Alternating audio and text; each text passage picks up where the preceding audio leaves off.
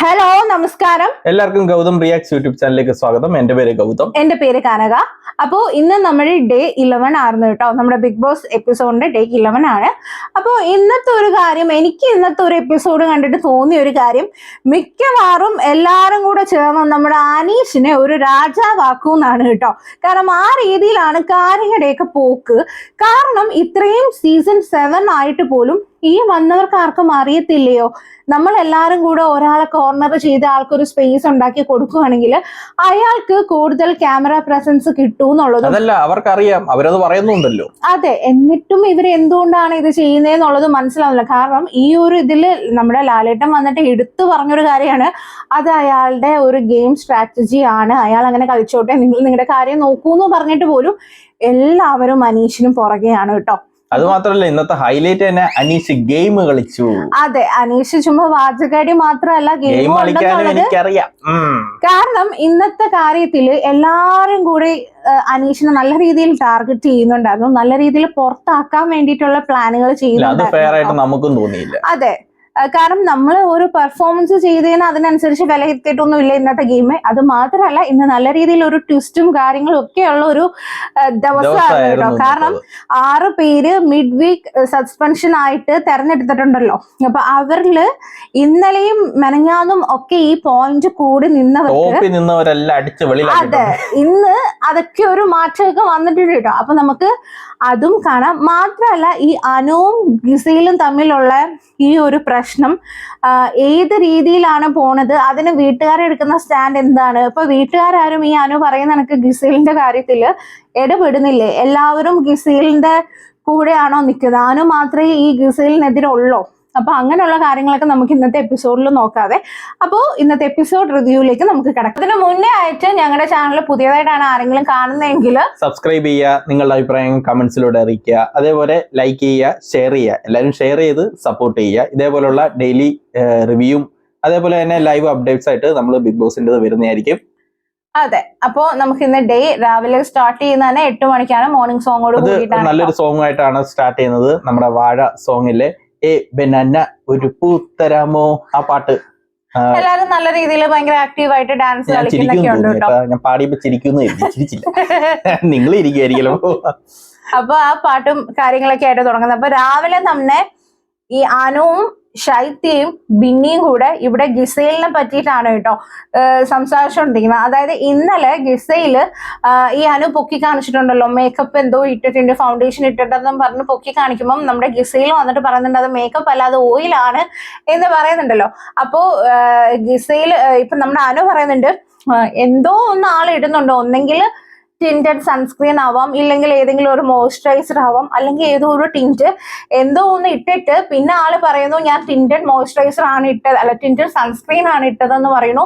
പിന്നെ അത് മാറ്റിയിട്ട് ഞാൻ പൊട്ടറ്റോ വെച്ചിട്ട് ഫേഷ്യൽ ചെയ്തതാണെന്ന് പറയുന്നുണ്ടെന്ന് പറയുന്നുട്ടോ. പക്ഷെ ഫേസ് കണ്ടിട്ട് എനിക്ക് മേക്കപ്പ് ആയിട്ട് അല്ല, അത് നമുക്ക് പറയാൻ പറ്റില്ല. കാരണം ഇപ്പൊ ബ്ലഷ് ആണെങ്കിലും നമ്മുടെ ഐബ്രോസ് ആണെങ്കിലും ലിപ്പിൽ പിഗ്മെന്റേഷൻ ഒക്കെ നമുക്കിപ്പം ഒരുപാട് ട്രീറ്റ്മെന്റും കാര്യങ്ങളൊക്കെ വന്നതുകൊണ്ട് നമുക്ക് അതൊന്നും പറയാൻ പറ്റില്ല.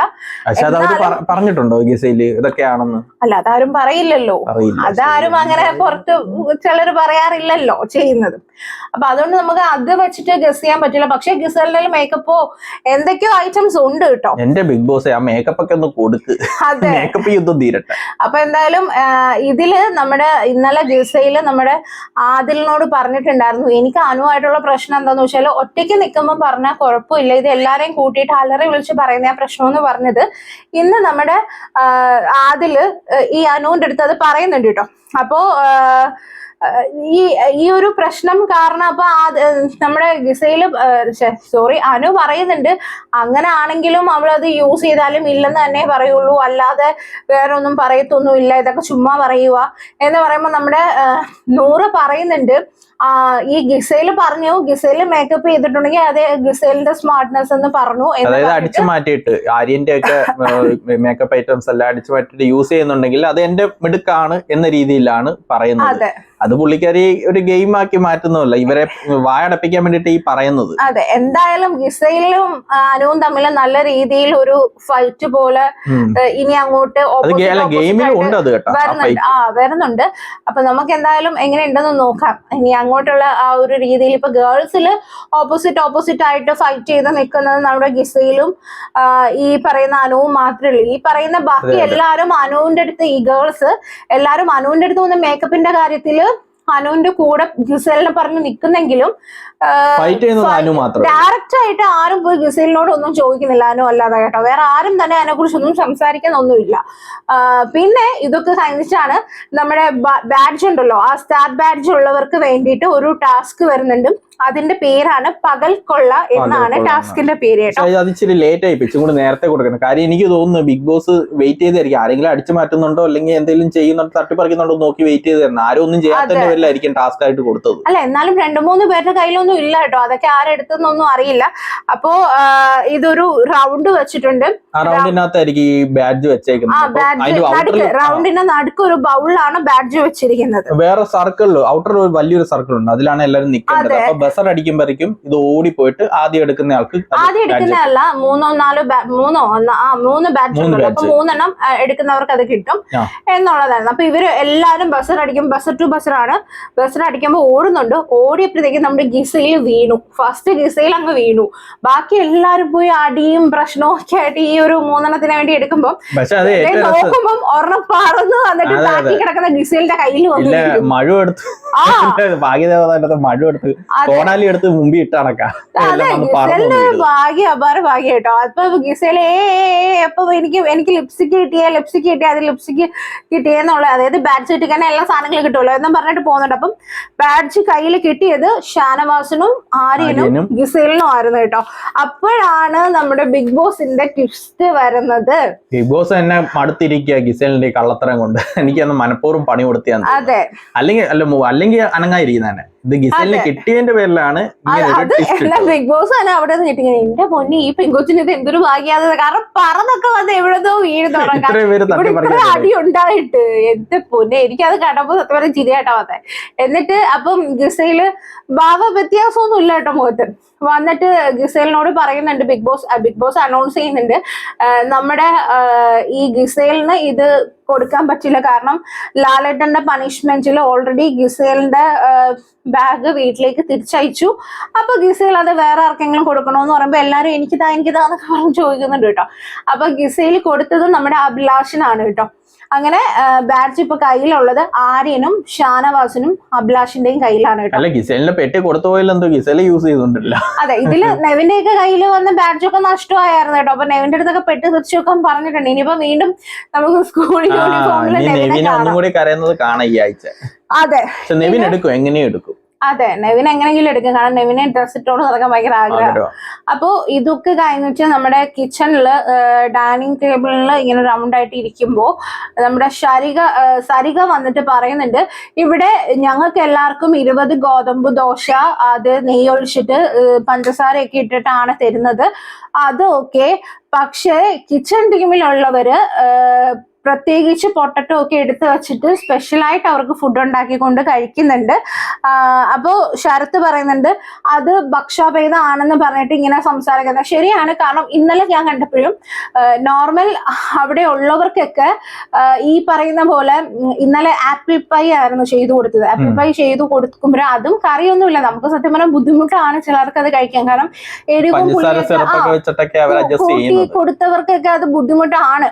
അപ്പൊ അത് അതെ, ഇവര് പുറത്ത് വന്ന് നിന്നിട്ട് വേറെന്തോ കഴിക്കുന്നതായിട്ട് ഞാൻ കണ്ടു. അപ്പോ എനിക്ക് അപ്പോഴും തോന്നി ഇവരെന്താണ് സ്പെഷ്യലായിട്ട് വേറെന്തോ ആണല്ലോ കഴിക്കുന്നതെന്ന് തോന്നി. അപ്പൊ അതേപോലെ തന്നെ വീണ്ടും ഇപ്പൊ അതാണ് സരിക പറഞ്ഞിരിക്കുക. അപ്പം ശരത്ത് പറയുന്നുണ്ട് ഇത് ഭക്ഷാഭേദമാണ്, ഇത് ശരിയല്ല, ഇത് ചെയ്യുന്നത് ശരിയല്ല എന്ന് പറയുമ്പം നമ്മുടെ അനീഷ് പറയുന്നത് നിങ്ങൾ പറയുന്നത് ശരിയാണ്, ഇനി അത് ഉണ്ടാവാതെ നോക്കിക്കോളാം. കാരണം നമ്മുടെ അനീഷ് ക്യാപ്റ്റൻ ആണല്ലോ. അപ്പൊ അനീഷ് അത് പറയുന്നുണ്ട്. അനീഷിന്റെ ചെവിക്ക് അകത്ത് കയറി സംസാരിക്കുമെന്ന് ഞാൻ. നീ എവിടുത്തെ ക്യാപ്റ്റനാണോ, നീയാണ് അത് ഇപ്പോഴാണോ പറയുന്നത്, അത് ഇപ്പോഴാണോ പറയുന്നത്. സത്യം പറഞ്ഞാൽ അനീഷ് അവിടെ മര്യാദക്കാണ് പറഞ്ഞത്. ഓക്കെ, അത് ശരിയാണ്, നിങ്ങൾ പറഞ്ഞ കാര്യം ശരിയാണ്, ഞാൻ നോക്കിക്കോളാം. പിന്നെ അനീഷ് മാത്രമല്ല ആ ഫുഡ് കഴിച്ചത്, കിച്ചൺ ടീമിലുള്ള ഹോൾ ടീം സ്പെഷ്യലായിട്ട് കുക്ക് ചെയ്താ കഴിച്ചത്. പക്ഷെ ഇവിടെ വരുന്ന പ്രശ്നം എന്താന്ന് വെച്ചാൽ ഈ ഷർത്തും എല്ലാരും കൂടെ അനീഷിനെ ടാർഗറ്റ് ചെയ്യുന്നുണ്ട്. അനീഷിന്റെ ചെവിക്കകത്ത് ഭയങ്കരമായിട്ട് അങ്ങ് സംസാരിക്കുക. ആ ഒച്ചത്തിൽ ഇങ്ങനെ സംസാരിക്കുക. അനീഷ് ഇങ്ങനെ പാവമായിട്ട് ഇരിക്കുന്ന കാണുമ്പോഴത്തേക്കും അനീഷിന് അത്രയും ഇത് കിട്ടുക, സപ്പോർട്ട് വരുത്തേ ഉള്ളൂ. പനിശരത്ത് കാണിക്കുന്ന എല്ലാം മണ്ടത്തരാന്നേ എനിക്കിപ്പോ പറയാൻ പറ്റത്തുള്ളൂ. അതെ, കാരണം നമുക്ക് തന്നെ കണ്ടപ്പോ അനീഷ് പാവം ഒന്നും മിണ്ടാതെ, അതും പ്രത്യേകിച്ച് നമ്മൾ ലൈവ് അല്ല കാണുന്നത്, നമ്മൾ ഈ എപ്പിസോഡിൽ കട്ട് ചെയ്ത സീൻസ് കാണുമ്പോൾ ഭയങ്കരമായിട്ട് അനീഷ് ഒരു പാവമാണല്ലോ, അനീഷിന്റെ ഭാഗത്താണല്ലോ അതിൽ ശരി.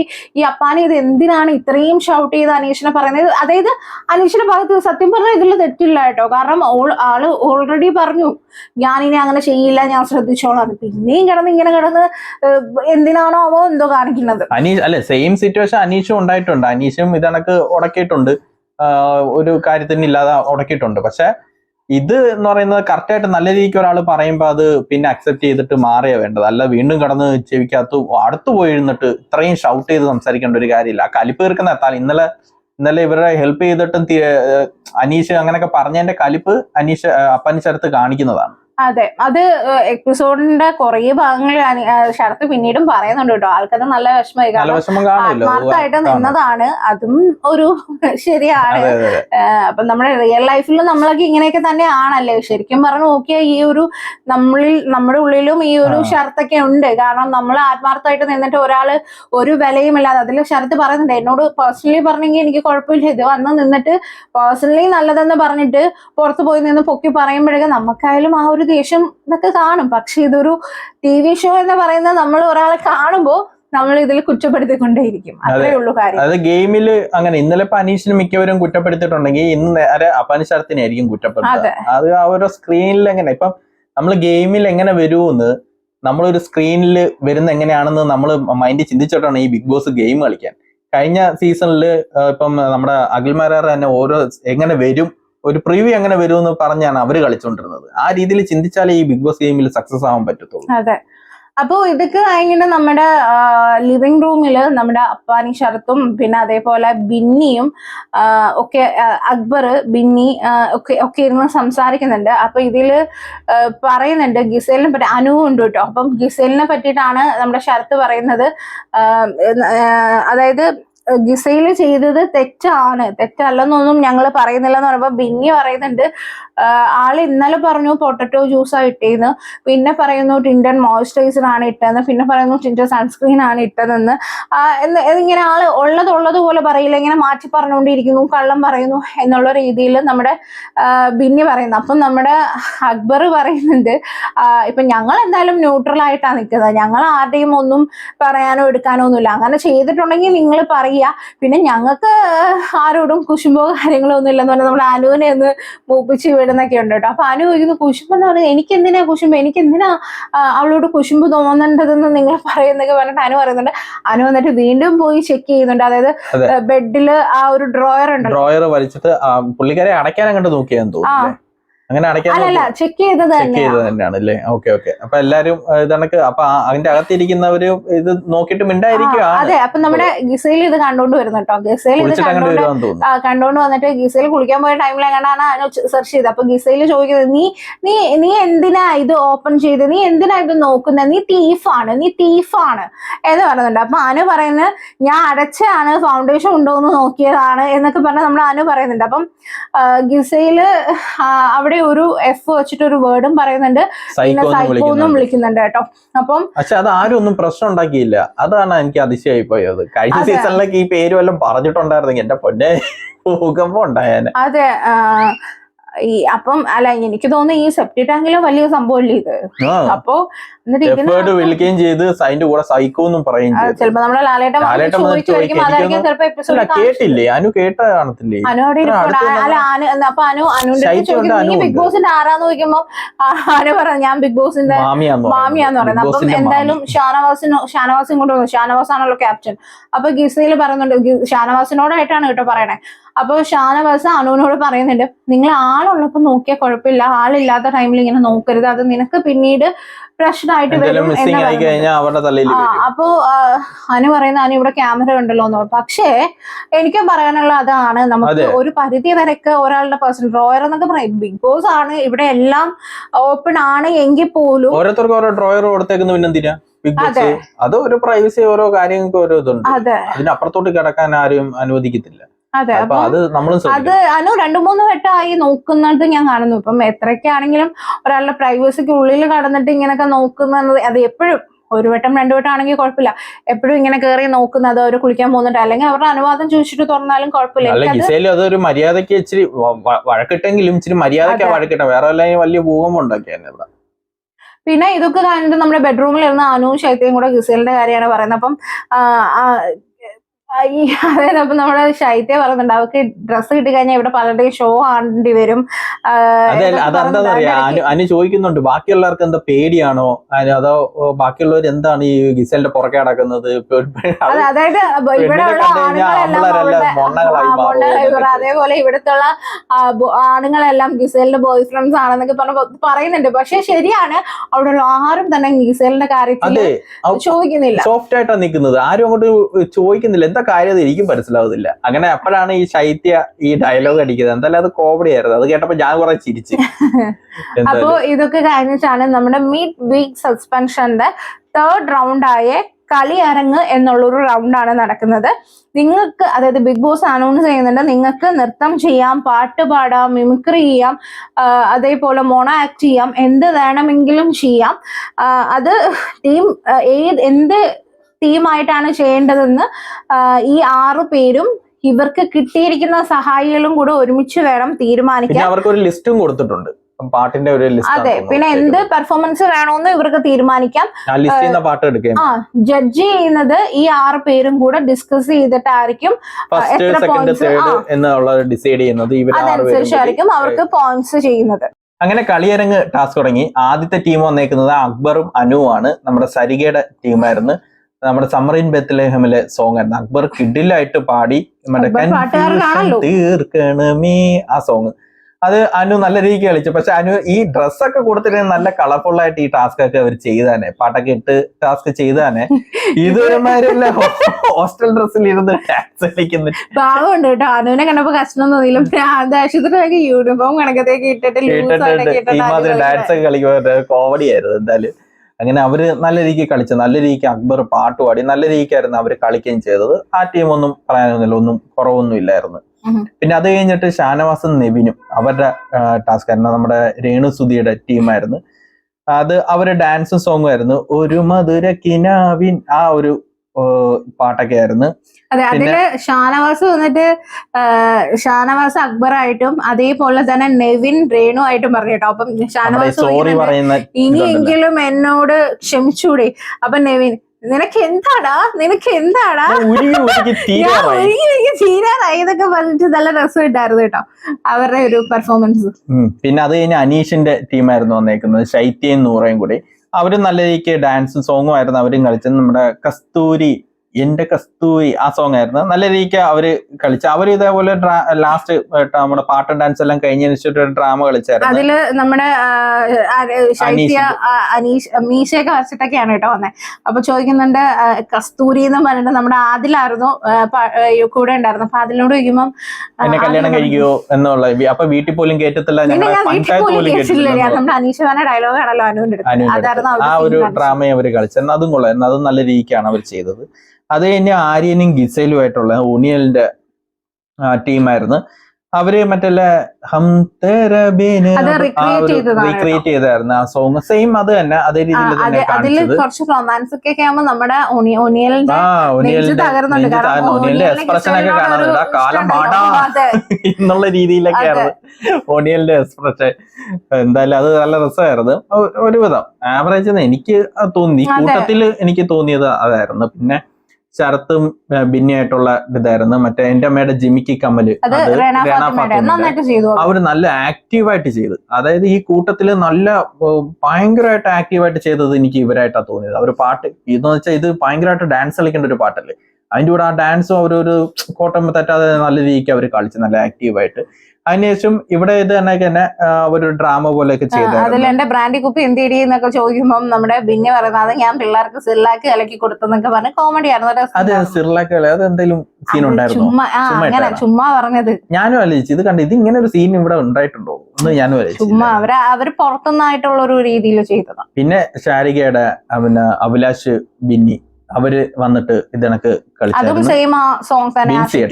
ബിൻസി അങ്ങനെ അവരും മറ്റേ തുംഹിയോ അല്ല സെയിം സോങ് അത് ബിൻസി പാടുന്നു, അഭിലാഷ് ഡാൻസ് ചെയ്യുന്നു. അഭിലാഷ് നല്ല ഡാൻസ് ഒക്കെ ആയിരുന്നു. പിന്നെ ഇടയ്ക്ക് വെച്ച് ബിൻസി പാട്ട് പാടുന്ന നിർത്തിയിട്ട് അഭിലാഷിന്റെ ഡാൻസ് നോക്കിയിരുന്നു തോന്നിപ്പോയി. പാട്ടൊക്കെ ഇടയ്ക്ക് അഭിലാഷായിരുന്നു പാടുന്നത്. പിന്നെ ബിൻസിയുടെ ഒരു മാർഗംകളി സോങ് ഉണ്ടായിരുന്നു, അതും കൊള്ളായിരുന്നു, അതും നല്ല ആക്റ്റീവ് ആയിരുന്നു. അങ്ങനെ ഇതെല്ലാം കഴിഞ്ഞിട്ട് ടാസ്ക് എല്ലാം കഴിഞ്ഞിട്ട് ഇവർ 6 പേരും കൂടി ഡിസ്കസ് ചെയ്യുകയാണ്. അപ്പം അതിലെ അടിയായിരുന്നു. അനീഷും അവരും കൂടി അങ്ങോട്ടും ഇങ്ങോട്ടും അടിയായിരുന്നു. രണ ഫാത്തിമ അനീഷിന്റെ മുമ്പിൽ കിടന്ന് എന്തൊക്കെയോ അഭിപ്രായം കാണിക്കുന്നുണ്ട്. എന്തിനാന്ന് എനിക്ക് മനസ്സിലാവുന്നില്ല.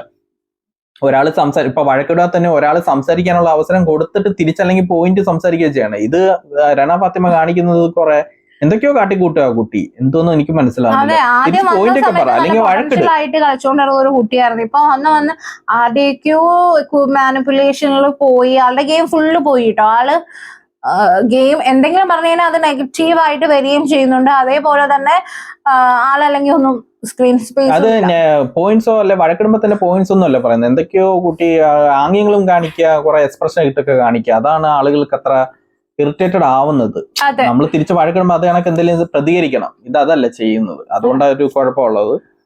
അങ്ങനെ 6 പേരും കൂടി ഭയങ്കര ഡിസ്കഷൻ ഒക്കെ ആയിരുന്നു. ഇതില് തന്നെ വഴക്കിടക്കുമ്പോ നമ്മൾ അനീഷ് പറയുന്നത് കുരുട്ടുബുദ്ധി കാണിക്കരുത്. അപ്പൊ റേണ പറയുന്നുണ്ട് ഒരു പെർഫോമൻസ് ഒക്കെ ആവുമ്പോ ഫുള്ള് പറഞ്ഞ് തീർക്കാൻ സമയമില്ല. അനുമ്പ് അനീഷ് അതെ, ഒരു പെർഫോമൻസ് ഒക്കെ ആവുമ്പോ ഞങ്ങൾ ചെയ്തതാണ് നല്ല മനോഹരമായ പെർഫോമൻസ്. ഒരു പെർഫോമൻസ് ആണ് ഞങ്ങളുടെ പെർഫോമൻസ്. അല്ല, ഇതില് ഇവര് ശരിക്ക് നമ്മള് പൊളിറ്റിക്സ് കളിച്ച് എന്ന് തന്നെ വേണമെങ്കിൽ പറയാം. അതായത് അനീഷ് ആയതുകൊണ്ട് അനീഷിന്റെ ടീം ഒന്ന് നല്ല രീതിക്കൊക്കെ കളിച്ചായിരുന്നു. പക്ഷെ അതിൽ എനിക്കും കണ്ടിട്ട് തോന്നിയില്ല. ഇപ്പം ഗിസേലിന്റെയും ഇത് ഇച്ചിരി ഡൗൺ ആയിരുന്നു, ഏറ്റവും ഡൗൺ ആയിരുന്നെന്ന് തോന്നി. അനീഷിന്റെ അതിലും നല്ല ബെറ്റർ ആയിട്ടൊക്കെ അവര് കളിച്ചേക്കുന്നത്. പക്ഷെ എനിക്ക് ഒനിയൽ ഇച്ചിരി നല്ല കളി കളിച്ച് ഇന്ത്യ ഇടയിൽ. കാര്യം ഒരു 3ാം സ്ഥാനം കിട്ടിയാൽ മതി എന്നുള്ള രീതിയിലൊക്കെയാണ് ബാക്കിയുള്ളവരെ മറ്റു കയറ്റി വിട്ടിട്ട്. അതാകുമ്പോ പോയിന്റ് പട്ടികയിൽ ഇച്ചിരി പ്രശ്നമില്ല. ഇപ്പൊ ഒനിയിലാണല്ലോ ഫ്രണ്ടിൽ നിൽക്കുന്നത്. പക്ഷെ ഏറ്റവും ലാസ്റ്റ് പോകുമ്പോഴേ പണി കിട്ടത്തുള്ളൂ. അതുകൊണ്ട് അനീഷിനെ പിടിച്ച് ബാക്കിലോട്ട് ഇട്ടിട്ട് ആ ഒരു കളിയാ കളിച്ചത്. എല്ലാവർക്കും അനീഷിനെ പുറത്താക്കണം എന്നുള്ള രീതിയിൽ തന്നെയാണ്. ഇന്നലത്തെയൊക്കെ കളിപ്പിരിക്കുന്നുണ്ട്, അനീഷിന് പോയിന്റ്സ് കൊടുക്കണം എന്നുള്ള രീതിയിൽ. അത് ഭയങ്കര മോശമായി. ഗെയിമായിട്ട് കാണണം. അത് നല്ല രീതിക്ക് കളിച്ചിട്ടുണ്ടെങ്കിൽ അനീഷ് മാത്രമല്ലല്ലോ ഗെയിം കളിക്കുന്നത്, അവർ കൂടെ ഹെൽപ്പ് ചെയ്യുന്ന. അവരൊരു നല്ല രീതിക്ക് കളിച്ചില്ലെന്ന് പറയുമ്പോഴത്തേക്ക് അതും മോശമാണ്. അപ്പൊ ഇതില് നമ്മുടെ ബിഗ് ബോസ് പിന്നീട് അനൗൺസ് ചെയ്യുന്നുണ്ട്, ഷാരികയുടെ ടീം ഉണ്ടല്ലോ, അവരെടുത്ത സോങ് എന്ന് പറഞ്ഞാൽ കസ്തൂരി എന്റെ കസ്തൂരി എന്നുള്ള സോങ്. അതെ, അത് എന്ത് മണ്ടത്തരാ കാണിച്ചത് ഞാൻ ആലോചിക്കുന്നത്. ചിലപ്പോ വിചാരിച്ചാണ് മോഹൻലാലിന്റെ ഒരു നല്ല സോങ് എടുത്ത് ചെയ്യാന്നൊക്കെ കരുതിയിട്ടായിരിക്കും ചെയ്തത്. അത് പഴയ ബിഗ് ബോസ് ഒക്കെ ആണെങ്കിൽ കുഴപ്പമില്ല. ഈ സീസണിലെ ബിഗ് ബോസ് അങ്ങനെ ഒന്നും അല്ലെന്ന് ഊഹിക്കുമല്ലോ. ഇപ്പൊ ഇത്ര ആയില്ലേ, പോലും കൊടുക്കുന്നില്ല. അതുകൊണ്ട് തന്നെ അവര് ഡിസ്ക്വാളിഫൈഡ് ആയി എന്ന് അനൗൺസ് ചെയ്തു. 0 points ആണെന്ന് പറയുന്നുണ്ട്. അപ്പൊ നമ്മുടെ ഷാരികയ്ക്ക് നല്ല വിഷമമായിട്ടോ. ഷാരിക സമാധാനം ആയാലും ഇപ്പൊ എല്ലാവർക്കും. അല്ല, പൊളിറ്റിക്സ് കളിച്ചെന്ന് തന്നെ ഏറ്റവും നല്ല ഉദാഹരണമാണ് നമ്മുടെ രണ ഫാത്തിമയുടെ പോയിന്റ് പറയുമ്പോഴത്തേക്കും. ഓക്കെ, അത് ഇനിയാണ്. പിന്നെ അടുത്തതായിട്ട് അപ്പം ഇവരുടെയൊക്കെ പോയിന്റ്സ് അനൗൺസ് ചെയ്യാൻ പറഞ്ഞിട്ടുണ്ട് കേട്ടോ.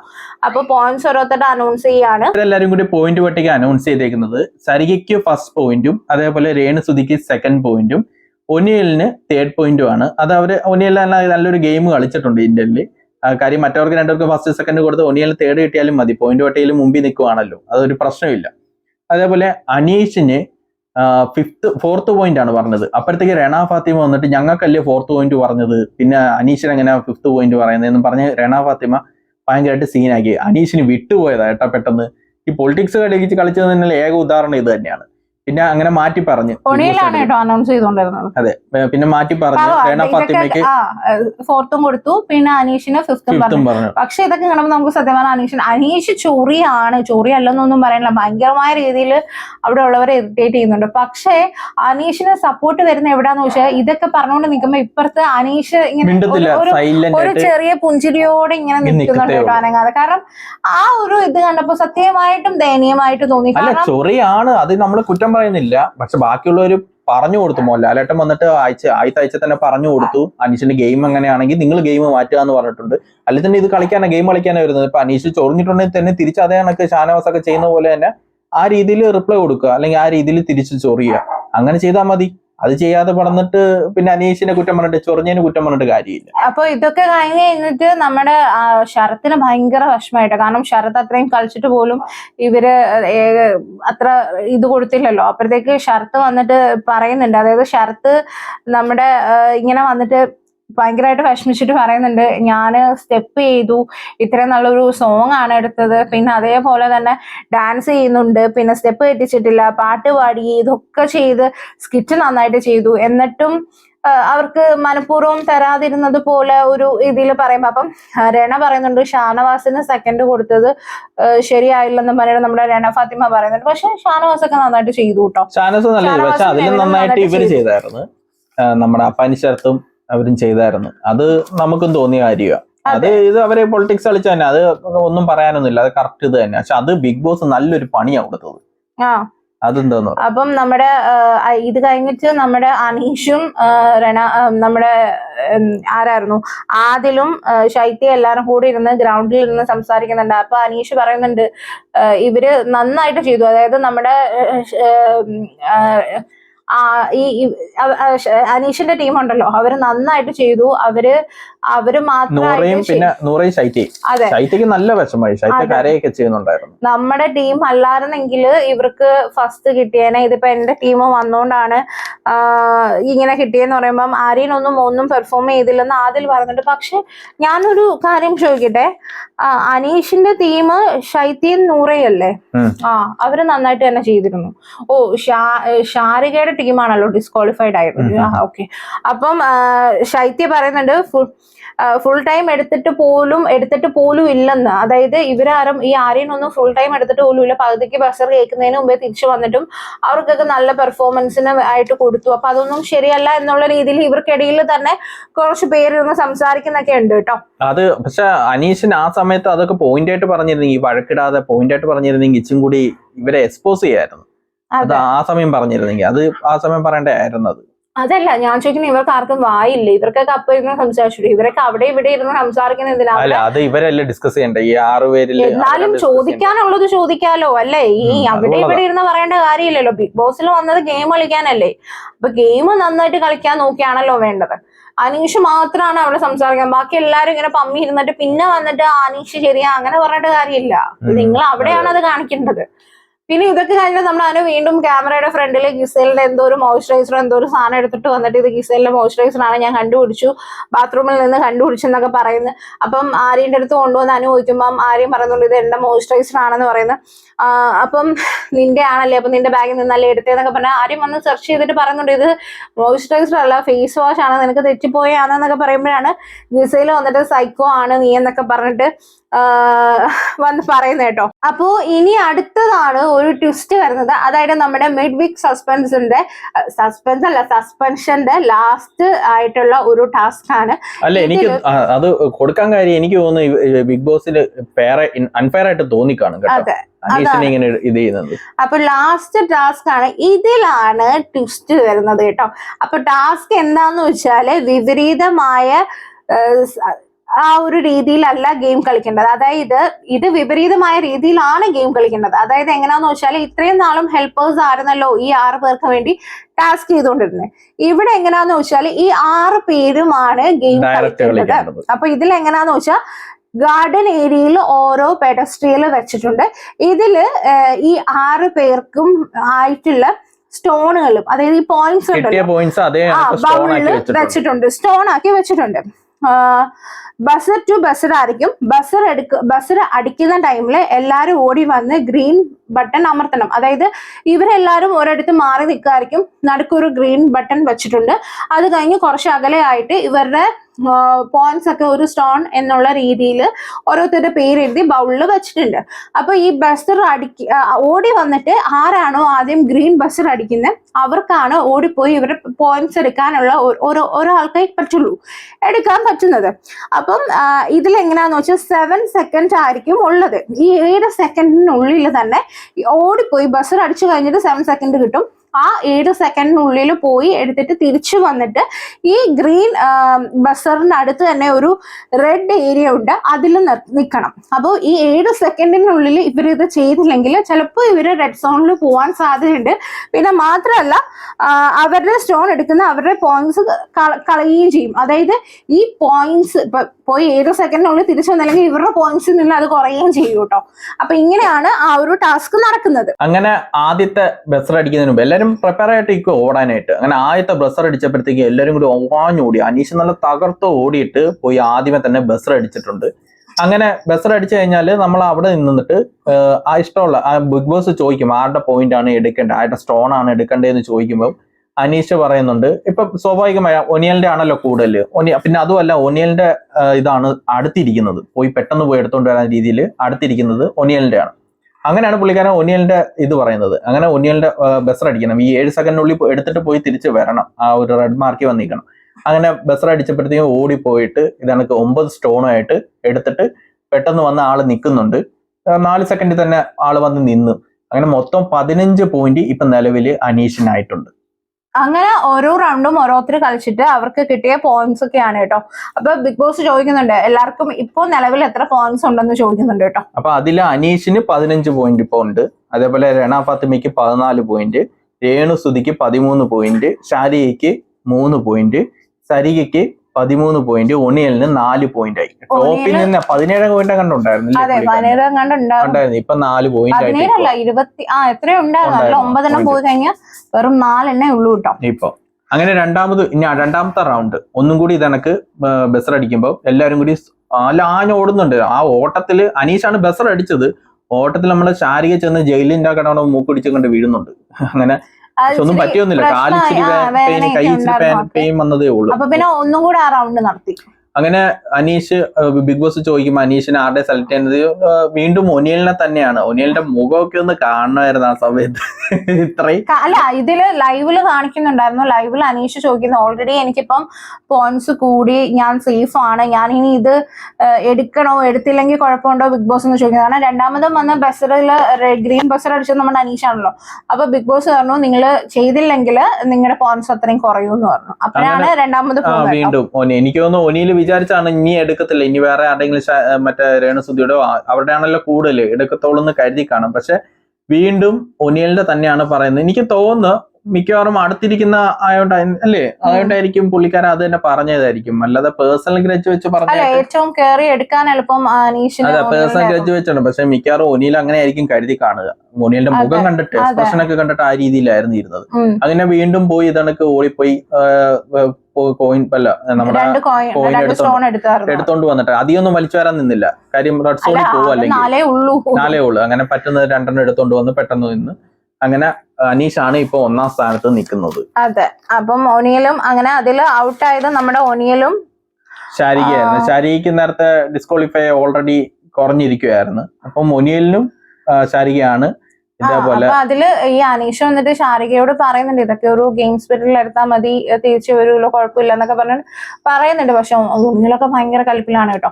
ഇനി തിരിച്ചു വന്നു കഴിയുമ്പോ ഇനി എന്തോ നല്ലൊരു യുദ്ധം പ്രതീക്ഷിക്കാം. അതെ, അങ്ങനെയൊക്കെയാണ് പോയിരിക്കുന്നത്. അപ്പൊ ഇതൊക്കെ കഴിഞ്ഞിട്ട് ആര്യം പറയുന്നുണ്ട് അനീഷിന് ഒന്നും മനസ്സിലായില്ലെന്ന് പറഞ്ഞു. അതായത് ആര്യനും അക്ബറും ശരത്തും ബിൻസിയൊക്കെ കൂടി സംസാരിക്കുന്നുണ്ട് പിന്നീട്. അപ്പം നമ്മുടെ ആര്യം പറയുന്നുണ്ട് അനീഷിന് ഈ ടാസ്ക് പറഞ്ഞതൊന്നും മനസ്സിലായില്ലെന്നും പറഞ്ഞ് എന്നോട് വന്ന് ചോദിച്ചു. അപ്പൊ ഞാൻ ആളോട് പറഞ്ഞു കൊടുത്തു. എന്നിട്ട് ഞാൻ പറഞ്ഞു ഏറ്റവും കൂടുതലുള്ള ആളുടെ കയ്യിൽ നിന്ന് എടുക്കുകയായിരിക്കും നല്ലത്, എത്രയും വേഗം എടുക്കാൻ പറ്റുന്ന ആളുടെ നിന്ന് എടുക്കാന്നൊക്കെ പറഞ്ഞു കൊടുത്തു. എന്നിട്ട് ഇത് കഴിഞ്ഞിട്ട് രണ്ടാമത്തെ റൗണ്ട് വന്നപ്പം ഞാൻ ആളോട് പോയി പറഞ്ഞു ഈ സേഫ് ആയിട്ടുള്ള ആരെങ്കിലും പോയി എടുക്കാൻ നോക്കുന്നു പറഞ്ഞപ്പോ എന്നെ കൂടുതൽ പഠിപ്പിക്കണ്ട, എനിക്കറിയാം ഗെയിം എങ്ങനെ ചെയ്യണമെന്ന് പറഞ്ഞ് ഇനി മേലെ ഞാൻ അവനോട് മിണ്ടത്തില്ല, നമ്മളടുത്ത് ഹെൽപ്പ് ചോദിച്ചു. വന്നിട്ട് സ്വാഭാവികമായിട്ട് ആർക്കായാലും ദേഷ്യം വരുന്ന രീതിയിൽ ആര്യൻ അത് പറഞ്ഞത്. നമുക്കാണെങ്കിലും ദേഷ്യം വരും. ആദ്യം ഒന്ന് ഹെൽപ്പ് ചോദിച്ച് പറഞ്ഞു കൊടുത്തതിന് ശേഷം ആളിച്ചിരി ഒന്ന് ഇതായി കഴിഞ്ഞിട്ട് വീണ്ടും ചോദിക്കുമ്പോ ഞാൻ നോക്കിക്കോളാം എന്ന് പറയും. അത് ആരും പറയുന്നത് എങ്ങനെയാന്ന് വെച്ചാൽ വളരെ റൂഡായിട്ട് don't teach me, I know how to play എന്നൊക്കെ പറഞ്ഞിട്ടാണ് നമ്മുടെ അനീഷ് പറഞ്ഞതൊക്കെ പറഞ്ഞിട്ടാണ്. അനീഷിന്റെ കുഴപ്പം ഇതാ, ആളുടെ മൂഡ് കണക്കാ ഓരോ സംസാരം. അപ്പൊ പിന്നെ നമ്മുടെ ഗാർഡനില് നമ്മുടെ ശരത്തും അക്ബറും ബിന്നിയും ബിൻസിയും കൂടി ഇരുന്ന് നമ്മുടെ പുറത്തുള്ള ആൾക്കാരെ എന്താണ് ഗെയിമിനെ കുറിച്ച് പറയുന്നതെന്നുള്ള രീതിയിലൊക്കെ ഓരോരുത്തരെ പറ്റിയിട്ടൊക്കെ വിലയിരുത്തുന്നുണ്ട് കേട്ടോ. അത് നമ്മൾ ഓരോ പേരിടുമല്ലോ, വാഴ, സേഫ്, അത് അവർ തന്നെ ഡയറക്റ്റ് പറയാ. അതെ, ഇതില് എന്തായാലും അക്ബറിന് മനസ്സിലായി കേട്ടോ, പേര് പുറത്ത് പോയി കിടക്കുകയാണെന്നുള്ളത് മനസ്സിലായി. കാരണം അതിൽ അക്ബർ പറയുന്നുണ്ട് എന്തായാലും പേര് പോയി, ഇനി നോക്കിയിട്ട് കാര്യമില്ല, അങ്ങ് അറിഞ്ഞും പുറത്തും കളിക്കാന്നുള്ള കാര്യം ഇങ്ങനെ പറയുന്നുണ്ട് കേട്ടോ. അതെ, എന്നിട്ട് അക്ബർ തന്നെ പറയാം എനിക്ക് പുറത്തുള്ള പേര് മിക്കവാറും ഞാൻ സംസ്കാര ശൂന്യൻ എന്നായിരിക്കും എന്ന് പറയുന്നത്. എന്നിട്ട് ബിൻസു ചോദിക്കുന്നത് എനിക്കെന്തായിരിക്കും ചേട്ടാ പറയുന്നത്, അപ്പം സേഫ് ഗെയിമർ എന്നായിരിക്കും പറയുന്നത്. എന്നിട്ട് നമ്മുടെ അക്ബർ പറയുന്നുണ്ട് അനീഷാണ് പുറത്ത് ഹീറോ എങ്കില് ഇനി അതല്ല തിരിച്ച് അപ്പാനി ശരത്താണ് വില്ലൻ എങ്കിൽ അനീഷായിരിക്കും ഹീറോ.